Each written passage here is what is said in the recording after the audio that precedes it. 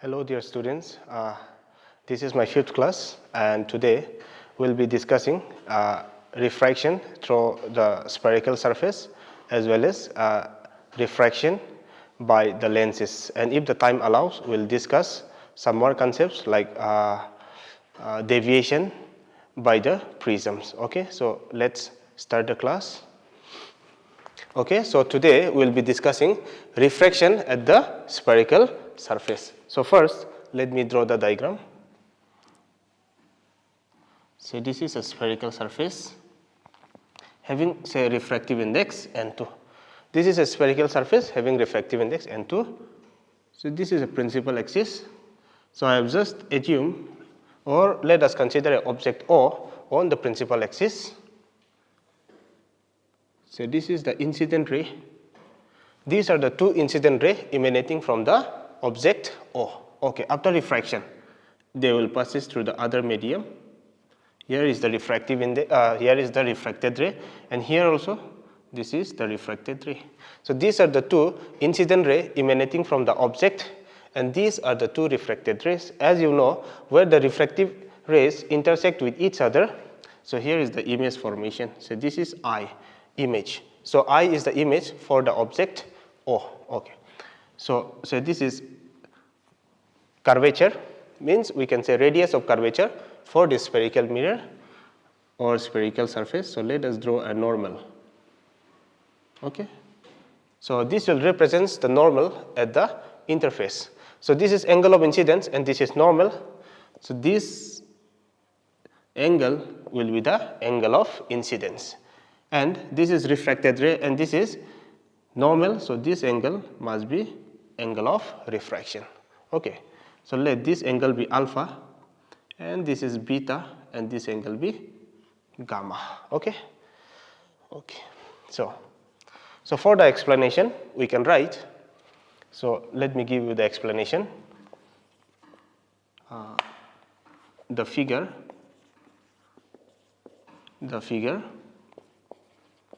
shows the geometry of image formation,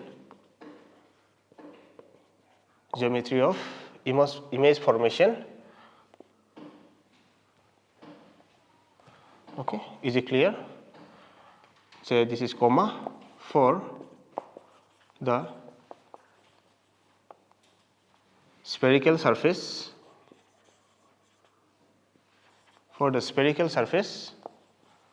having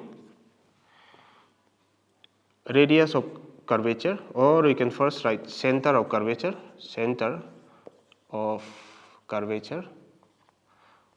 C and radius of curvature R. Is it clear? So the figure shows the geometry of the image formation for the spherical surface having center of curvature C and radius of curvature R. Okay. So this is the explanation for the diagram, and now we'll do the mathematical part, that is. Okay. So from figure. Okay, first let us consider this triangle. Say this point be N. Okay, this N is the point of incidence. So from the triangle in figure, in delta ONC we have. Okay, from ONC. Okay, here we'll use the simple property of mathematics, that is exterior angle equal to sum of two adjacent interior angles. So what is the exterior angle in delta ONC? This I is the exterior angle and alpha and beta is the interior angles. So from delta ONC we have I equal alpha plus beta. Say this is equation number 1. Again, also we can write also in delta. So now we'll consider this delta NCI. From delta NCI we have So here in delta NCI, so beta is the exterior angle and R and gamma with what? Interior angles. So we can write beta equal r plus gamma. Okay, so we'll modify this equation a little bit. So we'll find the value of r. So r equal, we can write beta minus gamma. Is it clear? So now I have just calculated the value of I and r. Why? Because the whole process is refraction and I'm going to use the Snell's law. So now using Snell's law, or you can write applying Snell's law. Okay, so the ray of light is traveling from the medium having refractive index n1 to the medium having refractive index n2. So we'll write n1 sin I equal other medium having refractive index what? n2 sin r. Is it clear? Okay, so in the explanation you can mention this one more point, that ray of light is traveling from the medium having refractive index n1 to the medium having refractive index n2. Okay, but since the rays are paraxial, so n1 sin I can be written as I and sin r can be written as just r because the rays are paraxials. So n1, so now what is the value of I? Value of I is nothing but alpha plus beta n2 whole into, what is the value of r? This is beta minus gamma. I hope it's clear. Now we'll just do the simple algebra, n1 alpha, n1 beta, n2 beta, n2 gamma. Okay. So now we'll separate the beta beta term, means the term having beta. So n1 alpha. Now we'll transfer this minus n2 beta. So this is minus. If I shift to the other side, this minus becomes plus. So n2 gamma equal. So here n2 beta and this plus n1 beta I'll transfer to the other side. So if I transfer this term to the other side, this plus becomes minus. So I can write n1 beta. So n1 alpha, n2 gamma. Okay. So from here I can take beta common. So n2 minus n1 all into beta. Say this is equation number 3. Okay. Is it clear? So we got equation number 1, equation number 2, and now this is equation number 3. Okay. I hope this part is done. So I'll erase this one. So we got the final equation, but we have to find the value of alpha, beta, and alpha, gamma, and beta from the diagram. Okay, now. So here we are going to apply the 10 rule. So you just consider any right angle triangle. Okay, here let me draw a normal. So this is normal, say NM, on the principal axis. Okay, now from right angle triangle you can write, or from just I am writing delta, from delta ONM, comma, because here is the angle alpha, and again from delta for beta MNC, MNC, and delta again for gamma we can take MNI, MNI we have. So first we'll find 10 alpha. So 10 alpha for the triangle ONM, ONM. So as you know, 10 alpha is perpendicular by base. So we can write, here is the perpendicular, MN base is OM. Is it clear? So here we can write, so approximately equal to alpha. So alpha equal MN divided by OM. Next, 10 beta. Where is the angle beta? Here is the angle beta, and the right, we have to consider the right angle triangle delta MNC, MNC. This is perpendicular, so 10 beta equal to MN is the perpendicular and MC is the base. Okay, so from here we can write beta equal to MN divided by MC. Next, 10 gamma. So 10 gamma, for 10 gamma we have to consider the triangle MNI. So here is the MNI. So again the perpendicular P by B, MN divided by MI, because MI is the base for that triangle. So here we can write gamma equal to MN divided by MI. Okay. Now we got the value of alpha, beta, and gamma. So we can write Now putting the values of alpha, beta and gamma in equation. So equation number 3 we get. So here's the equation number 3. So here n1. So n1 alpha. So what is the value of alpha? This is mn divided by om plus. Next term is n2 into gamma. So what is the value of gamma? mn divided by mi equal. So on the right hand side, n2 minus n1. What is the value of beta? Value of beta is mn divided by mc. mn divided by mc. Now if we see on both sides, mn, this mn term is common, so we can just write dividing on both sides by mn. So or we can just cancel out this mn. So now we got n1 divided by om plus n2 divided by mi equal n2 minus n1 divided by mc. Is it clear? Okay, so now O represent objects, right? O is representing object, I is the image. So any distances will be measured from this particular point or M, because this center, this optical center and this M is the same point. So OM represents the object distance, MI will represent, since I is image, so this will represent the image distance, and this MC. So C is what? Center of curvature. So MC will represent the radius of curvature. Okay. So this equation will represent the relation, but only in magnitude. Okay. Now we'll apply the sign convention. So here we'll write by using, or you can write applying sign convention. Sign convention. Okay. So I'll put directly, okay, n1. So OM is object distance, but it is positive or negative. So you just again apply the coordinate system. This is x and x dash. So here the x on this side, x is positive, and on this side, x is negative. So on this side, object distance must be what? Negative. So you have to remember object distance is always negative. Okay. So OM, object distance is represented by u, and this is on the other side, means that side of the origin, means that part will be minus. So I'll put minus here.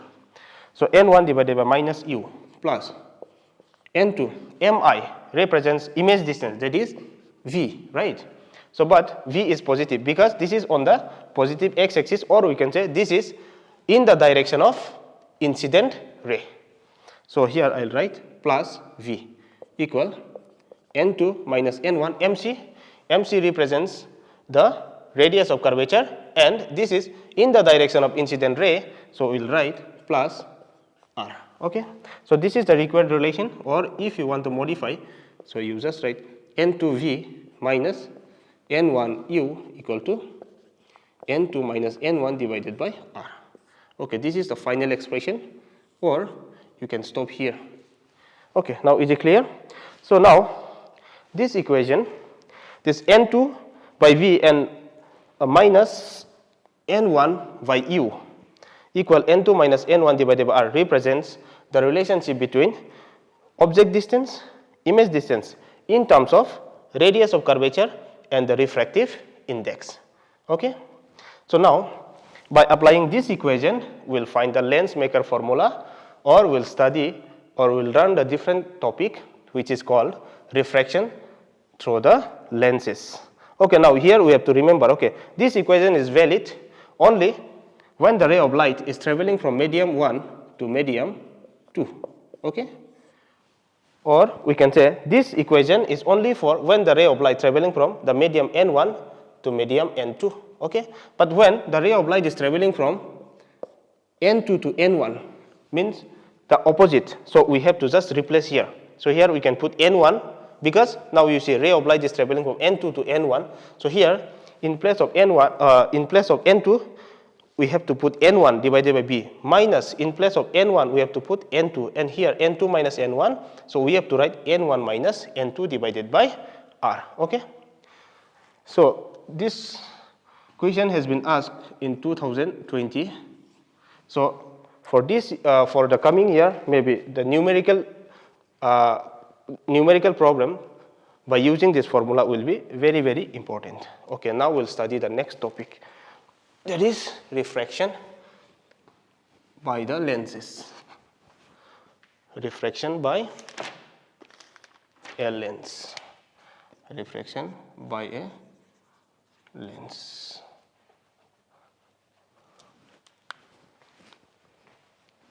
Okay, so now our topic is refraction by a lens, or in short we can say this is, now we are going to derive the expression for the lens maker formula.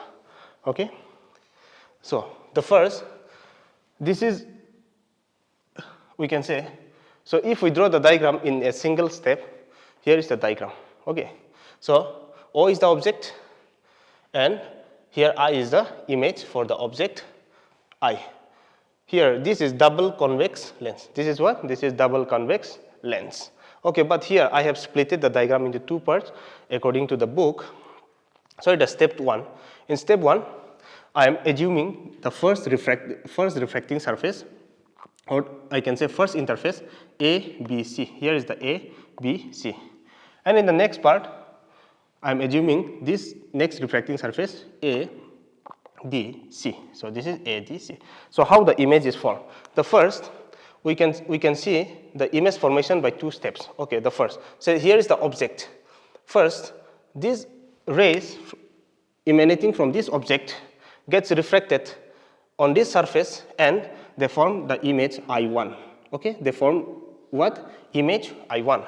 And in this condition, the ray of light is traveling from the medium having refractive index N1 to the other having refractive index N2. And this I1, the image I1 is the real image. So this I1 acts as the virtual object.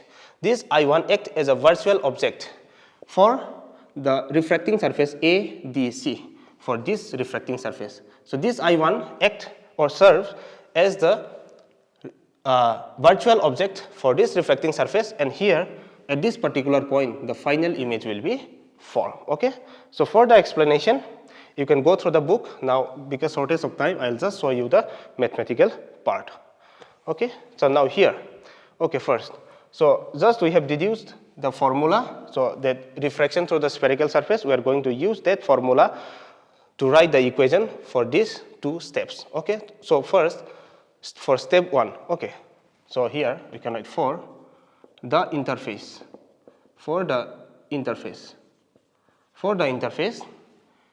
A, B, C we have, or you can write for the reflecting surface A, B, C we have. Okay, now, so while writing the expression for this first interface, first we have to know that ray of light is traveling from the medium N1 to N2, right? N1 to N2. So here, so we can write N2 divided by what? Image distance. So what is the image distance? That is BI1. So image distance BI1 minus N1 divided by object distance. What is object distance? That is OB. But according to sign convention, OB is negative. So here N2 minus N1. Why? Because ray is traveling from N1 to N2. So radius of curvature, say this is R1 and R1 is positive. As you can see, this is BC1, or you can put BC1 here also. So N2 divided by BI1 minus plus N1 divided by OB equal to N2 minus N1 divided by R1. So this is equation number 1. So also for the refracting surface, or we can write interface, refracting surface. Next is for this one, or here we can write ADC we have.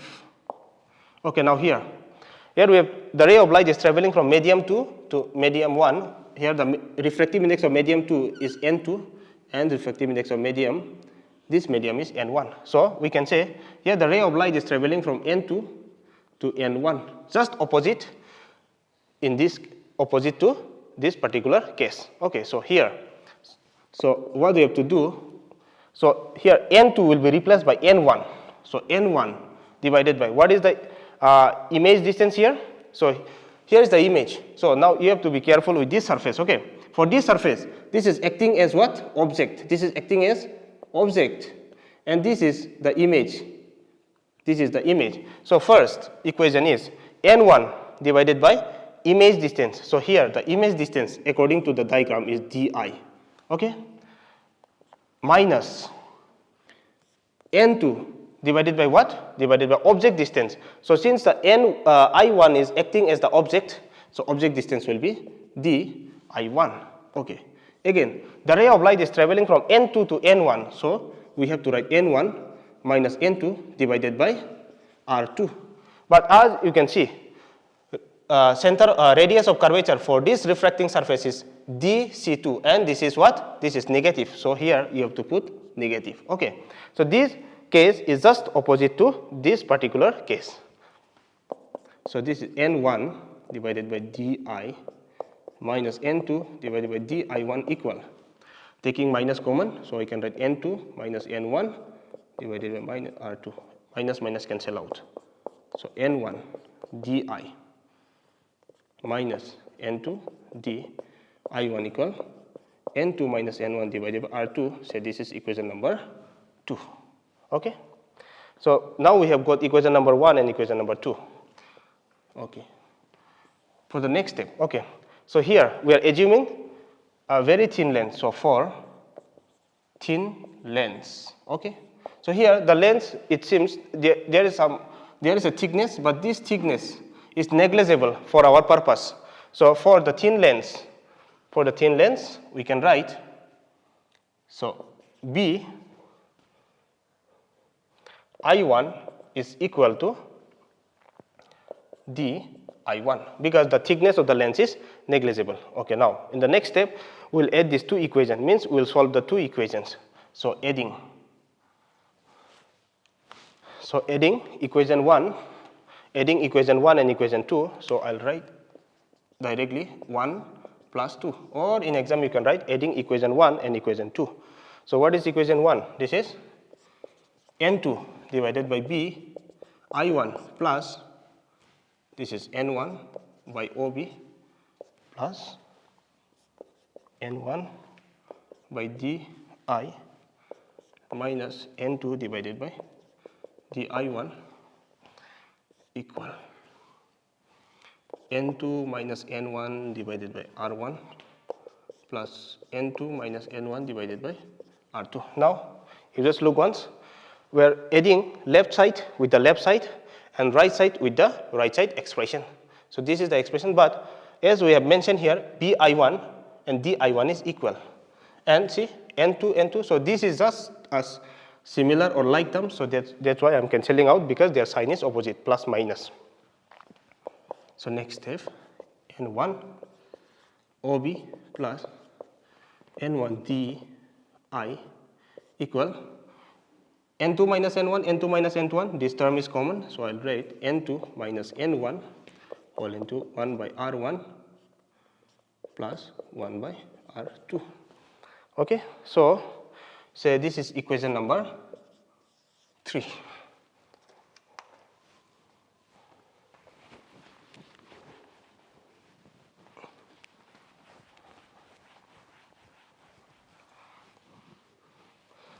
So now in this diagram, as you can see, the object is in the finite distance.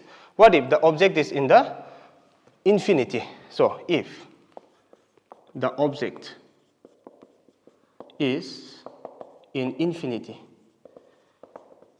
if the object is in infinity, it means that this object distance OB tends to infinity. Then if we place the object in infinity, the image will form at focus. So that's why this implies the image distance, this di, must be equal to what? Focal length. Because if we place the object at infinity, the image will form at focus. So that's why the image distance will be what? F. Okay. Now we'll apply this condition in this equation number 3.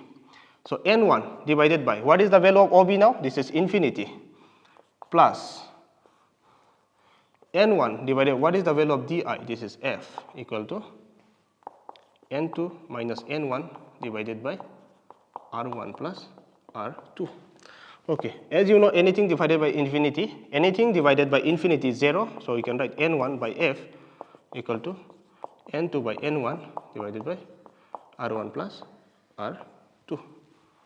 Okay, so here this is equation number 4. Okay, so we'll further modify this equation. Now in the next step, dividing on both sides by n1. If I divide this term by n1, n1 will cancel out, so I can write 1 by f.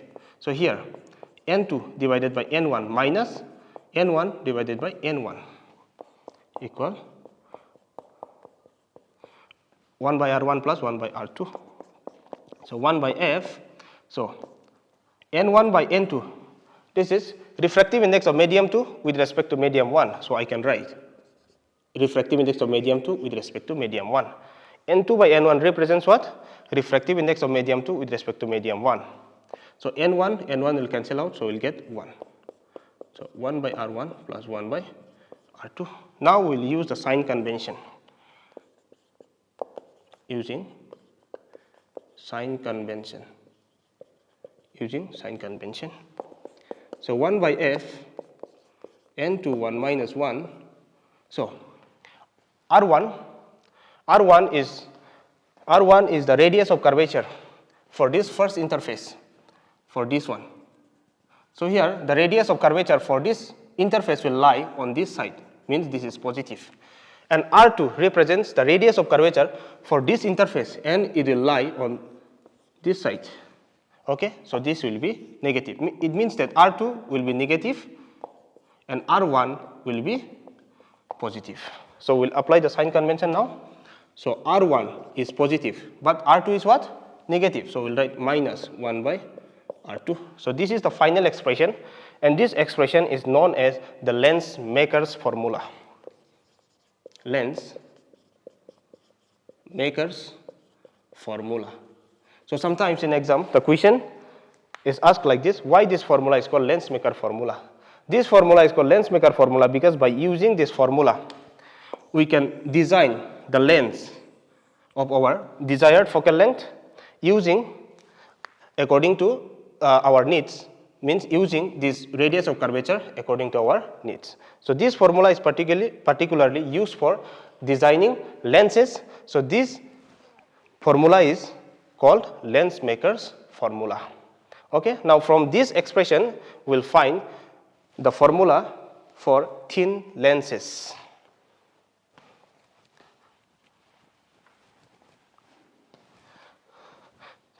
So I'll write here. You can just call in short lens formula. Lens formula. Okay. So to find lens formula, so you can apply equation number 4 and equation number 3. Okay. Now if you compare equation number 3 and equation number 4, if you see the right hand side,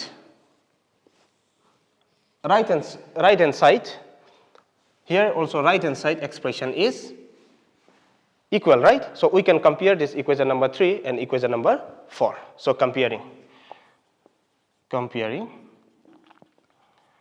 equation 3 and equation 4, we get. So since the right side is equal, so we can equate the left hand side. So here first, here is the left hand side, n1 by OB and n1 by DI. So I'll write here n1 by OB plus n1 by DI equal. So here in equation number 4, right, left hand side expression is n1 by f. So this is n1 by f. So now each term having n1, right? Each term has n1. So dividing on both sides by n1. So we'll get 1 by OB plus 1 by DI equal to 1 by f.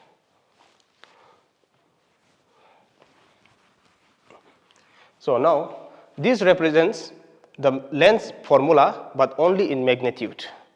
So we will apply the sign convention by using